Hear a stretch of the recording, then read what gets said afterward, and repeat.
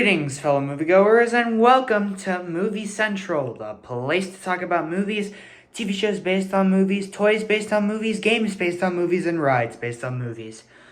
I'm your host, Mr. CCS, and this is my pet gorilla, George. The day I'm recording this is January 1st, 2024. So Happy New Year to all of you fellow moviegoers out there.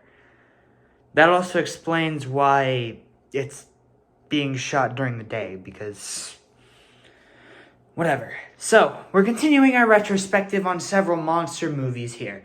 And the last time we spoke, we covered the 1975 masterpiece, Jaws. Today, in order to cover the movie I'm going to be talking about today, I need to recap the impact of the 1933 masterpiece, King Kong. After the release of the original film, several others were made, including a sequel made the same year in the form of Son of Kong, 2 Japanese films, as well as an animated series. Unfortunately, I haven't seen any of these at the time I am writing this, so I cannot judge them. But I can judge the next version of Kong on the big screen, with Paramount Pictures as Dino De Laurentiis' King Kong, released in 1976. With the success of Jaws and many other movies at the time, 2 studios came up with the idea to release a remake of Kong that same decade. Universal wanted to do one with a screenplay written by Bo Goldman of One Flew Over the Cuckoo's Nest fame, whilst Paramount wanted one with the help of Dino De Laurentiis. Paramount got the movie deal while Universal got the bare minimum with merchandising rights only. It wasn't until 2005 that Universal finally released their version of the classic film, but we'll get to that in a future review. #shameless plug. The 1976 Kong is definitely a strange beast, and unsurprisingly, there's been a lot of reactions to it. Some love it, some hate it, and some are in between. But the general opinion is that the film is average at best and pretty bad at worst. But what are my thoughts on it? Personally, I agree the film is not very good, but I will say there are a lot of good things about it. What good things? Let's find out today. This is the 1976 remake of King Kong. Let's talk about the story first. The blueprints of the original film are still intact, but it's the execution that's strange. Instead of a crew going to shoot a movie on a mysterious island, a crew goes to excavate oil from a mysterious island, which just so happens to be the home of a giant gorilla. Honestly, what I don't see people talking about is how basic the story is, but how sluggish it feels when you're watching it. You might be wondering why I'm saying that. Well, there's a good reason. The film spends its first 45 to 50 minutes focusing on making it to Skull Island, whereas the original spent about 20 to 30 minutes. It spends only about 30 to 40 minutes on Skull Island itself, whereas the original was there for a bulk of the movie, and the finale takes up another 50 minutes, whereas the original took up 20 minutes. Now, the runtime of the original film was 100 minutes, which meant that it was a lot easier to pace, whilst the remake is 135 minutes. I am aware this movie was cut down from its 180-minute runtime originally, which merely contains extended versions of several scenes, as well as new scenes never added in. But with such a change in runtime, the movie does get quite boring. I feel like the first 45 to 50 minutes of the movie go with something completely different rather than a Kong movie, and I just feel exhausted watching it, which makes it harder to revisit it.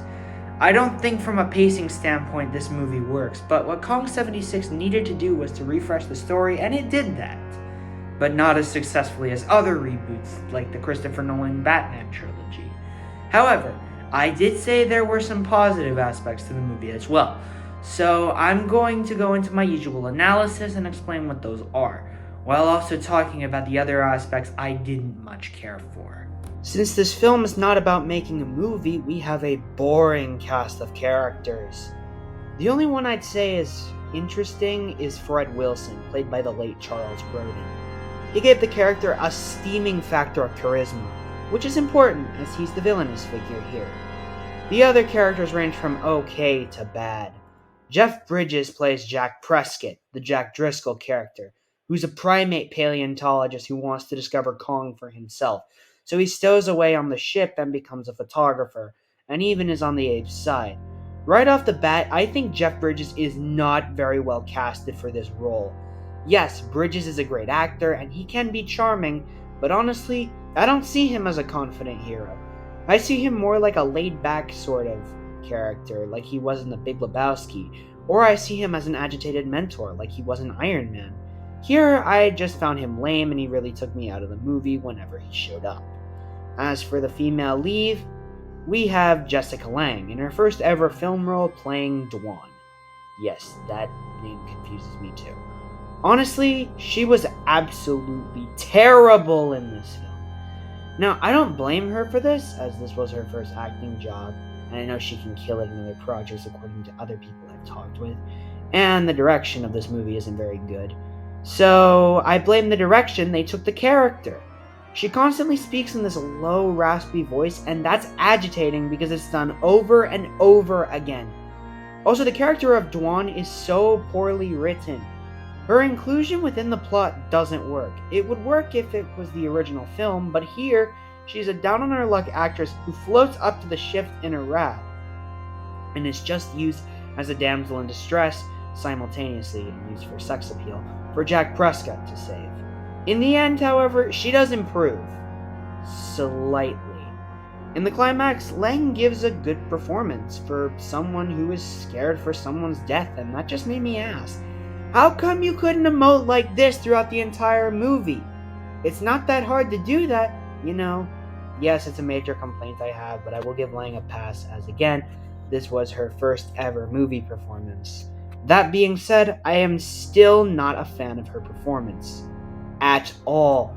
So, as I have implied, the characters are clearly inferior to the original film. And that kinda sucks because I wanted to see these mostly great actors do great characters. However, you get what you get, I guess. Now, even though the story and characters are not very good, the movie makes up for it with its effects. Let's start off with the Beast. Kong is portrayed by a man in an ape suit, that man being VFX artist Rick Baker, who worked on effects for the music video to Michael Jackson's Thriller, Harry and the Hendersons, Men in Black 2, How the Grinch Stole Christmas, and the original Star Wars. He would later go on to make ape suits for movies like Gorillas in the Mist, the 1998 remake of Mighty Joe Young, The Incredible Shrinking Woman, and the 2001 reboot of Planet of the Apes. Needless to say, Rick Baker knows what he is doing when it comes to makeup for creatures in films, and he killed it with the suit in Kong for this movie.